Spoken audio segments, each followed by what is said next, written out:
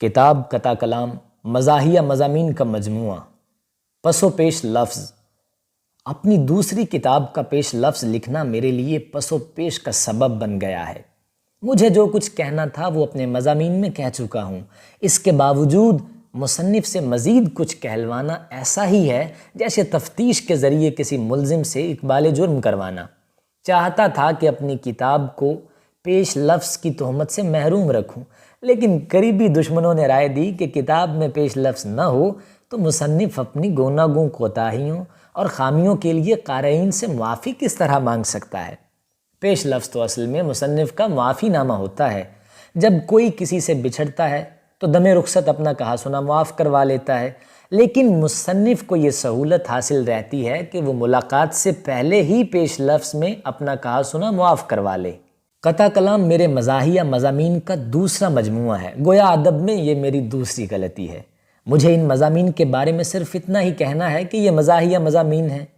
یہ کتاب آپ کو ہنسنے پر مجبور کر دے گی۔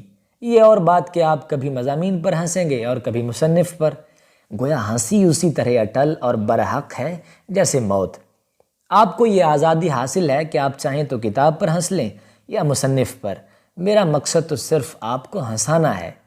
قطع کلام میں میرے وہ مزاحیہ مضامین شامل ہیں جو گزشتہ 2 برس میں مجھ سے زبردستی لکھوائے گئے۔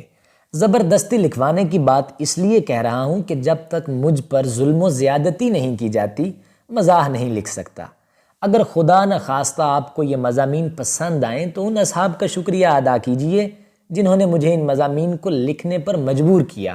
جہاں تک میرا تعلق ہے، میں ان اصحاب کا شکریہ ادا نہیں کر سکتا کیونکہ ان کا ظلم و ستم اب تک میرے دل میں تازہ ہے۔ اگر آپ میری بات کو روایتی عجز و انکسار پر محمول نہ کریں تو یہ عرض کروں کہ مجھے آج تک اپنا کوئی مضمون پسند نہیں آیا۔ پھر بھی اگر لوگ میرے مضامین کو پسند کرتے ہیں تو میں اس کے لیے قصوروار نہیں ہوں۔ وہ اپنے کیے کی سزا خود پائیں گے، میرا کچھ بھی نہ بگڑے گا۔ میں نہیں جانتا کہ میں نے ادب کی کوئی خدمت بھی کی ہے یا نہیں، لیکن یہ ضرور جانتا ہوں کہ ادب نے میری کافی خدمت کی ہے، کیونکہ مزاح نگاری میرے لیے ذریعہ عزت نہیں بلکہ ذریعہ معاش ہے۔ اپنی مزاح نگاری کے بارے میں یہ عرض کر دینا ضروری سمجھتا ہوں کہ میں ہر نئے دن اپنے آپ سے یہ سوال کرتا ہوں کہ آیا مجھے آج بھی مزاح نگار برقرار رہنا ہے؟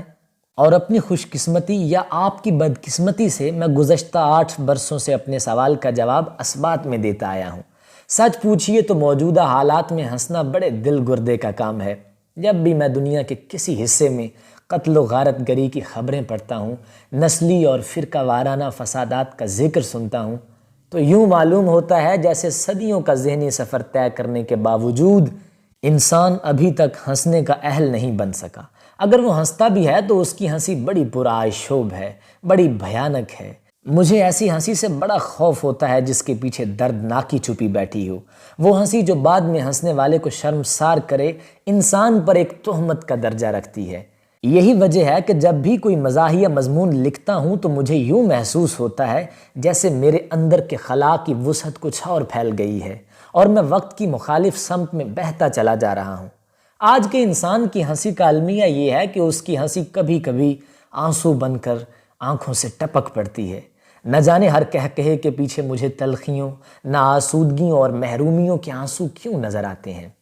اس کے باوجود میں ہنسنے کا قائل ہوں کہ یہی انسان کی شان کج کلاہی ہے، یہی اس کا ترہ امتیاز ہے اور یہی اس کی قسمت بھی۔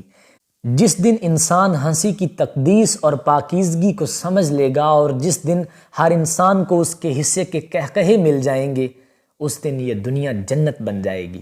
میرے مضامین میں آپ کو جو ہنسی ملے گی اس کی نوعیت کیا ہے یہ میں نہیں جانتا۔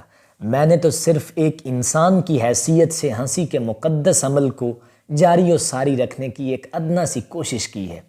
اگر ان مضامین کو پڑھ کر آپ اپنی زندگی کی تلخیوں کو کچھ دیر کے لیے بھول جائیں اور اپنے آنسوؤں کو خشک کر لیں تو میں یہ سمجھوں گا کہ میرے پبلشر کی محنت اکارت نہیں گئی۔ میرے مزاحیہ مضامین کے پہلے مجموعے تکلف برطرف کو قارئین نے ہاتھوں ہاتھ لیا اور نقادوں نے آڑے ہاتھ۔ اس کے بعد سے قارئین کا مسلسل اصرار تھا کہ میں اپنے مضامین کا دوسرا مجموعہ شائع کروں۔ اب اگر غلطی سے دوسرے مجموعے کو بھی قارئین نے پسند کیا، مجبوراً مجھے تیسرا مجموعہ شائع کرنا پڑے گا۔ یہ میرا ارادہ نہیں بلکہ دھمکی ہے۔ تکلف برطرف کے سارے ہی مضامین کے علاوہ اس مجموعے کے بھی اکثر مضامین کا ترجمہ ہندی میں ہو چکا ہے، اور غلطی سے ہندی پاٹھکوں نے بھی میرے ساتھ وہی سلوک کیا جو اردو قارئین کرتے آئے ہیں۔ یہاں میں خصوصیت کے ساتھ جواں سال مزاح نگار اور اپنے عزیز دوست مسیح انجم کا ذکر کرنا چاہتا ہوں کہ اگر وہ اس کتاب کی اشاعت کے لیے دوڑ دھوپ نہ کرتے تو شاید یہ کتاب منظر عام پر نہ آتی۔ مسیح انجم اس کتاب کے لیے اس قدر سنجیدہ ہو گئے تھے کہ مجھے ان کی نیت پر شبہ ہونے لگا تھا۔ مسیح انجم سے ایک بار میں نے مذاق میں یہاں تک کہہ دیا تھا کہ مسیح صاحب، آپ اس کتاب کی اشاعت کے لیے چاہے کتنی ہی محنت کیوں نہ کریں، مگر میں تو اسے اپنے نام سے ہی شائع کروں گا۔ میری اس دھمکی کے باوجود ان کی دوڑ دھوپ کم نہ ہوئی، حالانکہ آخر میں ان کی محنت و مشقت کو دیکھ کر میرا جی چاہا کہ اس کتاب کے مصنف کی حیثیت سے اپنے نام کی جگہ ان کا نام لکھ دوں، لیکن میں ایسے مضامین کے ذریعے ان کی رسوائی کا بندوبست نہیں کرنا چاہتا تھا۔ اگر ادب میں جائیداد کی منتقلی کی طرح مضامین کی منتقلی کی کوئی گنجائش رہتی تو میں بلا شبہ یہی کرتا۔ اس کتاب کا ہر کام مسیح انجم صاحب نے کیا ہے، میں نے صرف مضامین لکھے ہیں۔ اگر آپ کو مضامین پسند آئیں تو یہ میری اچھائی ہے، اور اگر آپ کو کتاب پسند نہ آئے تو یہ مسیح انجم کی کوتاہی ہے۔ میں تو اس معاملے میں بالکل بے گناہ ہوں، آپ جانیں اور مسیح صاحب جانیں۔